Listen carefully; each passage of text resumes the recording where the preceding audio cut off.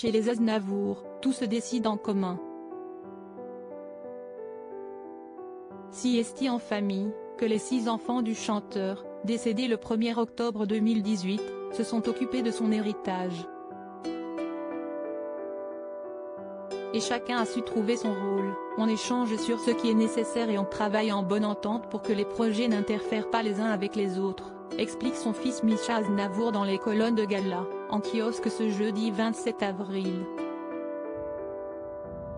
Avant de détailler, moi, je fais pas mal de relations publiques, les interviews, parce que je suis le moins timide. Et Katia et son mari sont impliqués dans le projet de film sur mon père.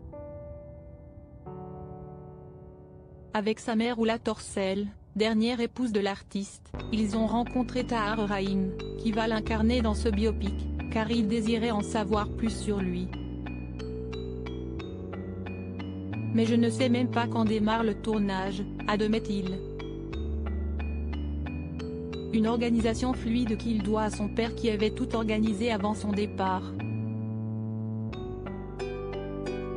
Supérieur à 90 ans de Charles Aznavour. Charles Aznavour voulait que ses enfants n'aient aucun souci, il souhaitait qu'on n'ait aucun souci.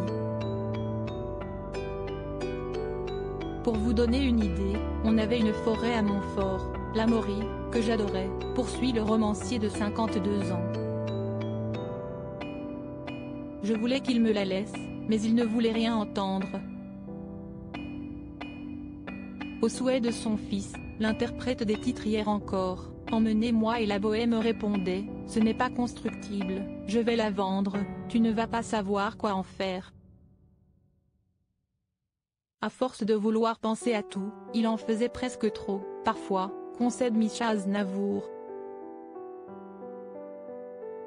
Lors de son entretien, il se confie également sur sa mère Oula Torcel. Elle s'est installée à Genève, près de moi et de ma sœur Katia, qui a une fille.